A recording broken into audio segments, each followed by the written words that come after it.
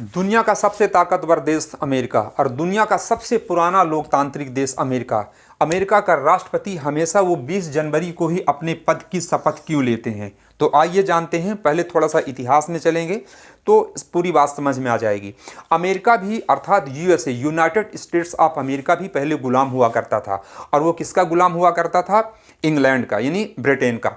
4 जुलाई 1776 को अमेरिका को आज़ादी मिलती है। अर्थात अमेरिका जो आज़ाद हुआ, अमेरिका जो स्वतंत्र हुआ था, वो 4 जुलाई 1776 को अमेरिका आज़ाद होता है।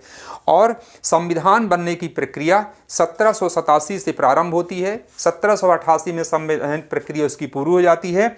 और 4 मार्च 1789 को अमेरिका का संविधान बनकर के 4 मार्च को लागू हो जाता है।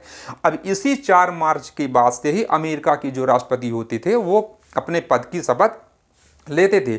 चूंकि वहाँ के जो राष्ट्रनायक माने जाते हैं, जिनको जॉर्ज वाशिंगटन कहते हैं, वो पहली बार जब उन्होंने अमेरिका के जब पहली बार राष्ट्रपति बने, हालांकि पहली बार वो निर्विरोध चुने गए थे, और पहली बार जब वो राष्ट्रपति बनते हैं तो सबसे पहले उन्होंने 30 अप्रैल को अपने पद की शपथ लिए थे। अर्थात 30 अप्रैल 1789 को लिए थे। लेकिन जब दोबारा 1793 में चुनाव होता है और दोबारा जब वो राष्ट्रपति पद की शपथ लेते हैं तो फिर 4 मार्च की उनकी प्रक्रिया वहाँ से शुरू हो जाती है। और ये परंपरा कब तक चलती है? 1933 तक चलती है।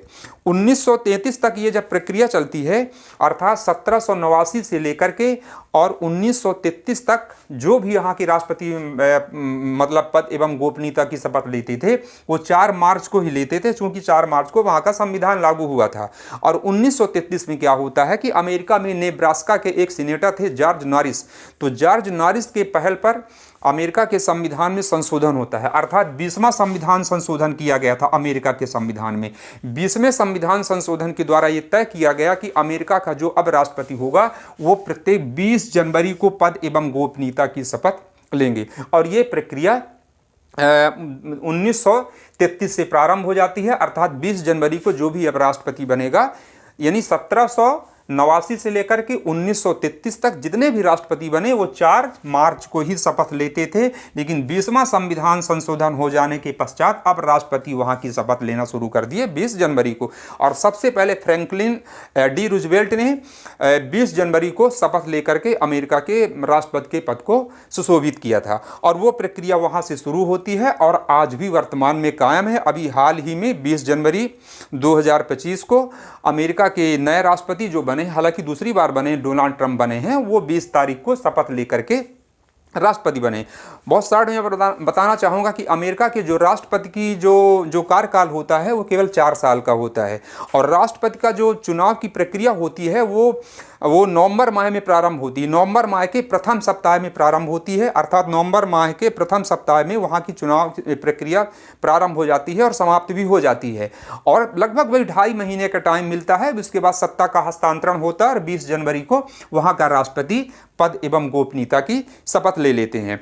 और यदि मान लीजिए 20 तारीख, वैसे बात 20 तारीख यदि संडे पड़ गया, यानी रविवार का दिन पड़ गया, तो एक निजी समारोह होता है। तो निजी समारोह में वहाँ के राष्ट्रपति पद एवं गोपनीयता की शपथ लेते हैं। और अगले दिन अर्थात मंडे अर्थात सोमवार को एक सार्वजनिक समारोह में फिर राष्ट्रपति वहाँ पर अपने पद एवं गोपनीयता की शपथ लेते हैं। और इसी 20 तारीख को इनॉग्रेशन डे भी कहा जाता है। तो इस प्रकार से अमेरिका के राष्ट्रपति की ये एक चुनाव की प्रक्रिया, और 20 जनवरी को ही अमेरिका का राष्ट्रपति पद एवं गोपनीयता की शपथ क्यों लेते हैं ये बता दिया। 20वें संविधान संशोधन 1933 में ये से प्रक्रिया प्रारंभ होती है। और अमेरिका का राष्ट्रपति एवं अमेरिका के उपराष्ट्रपति दोनों एक साथ में शपथ लेते हैं।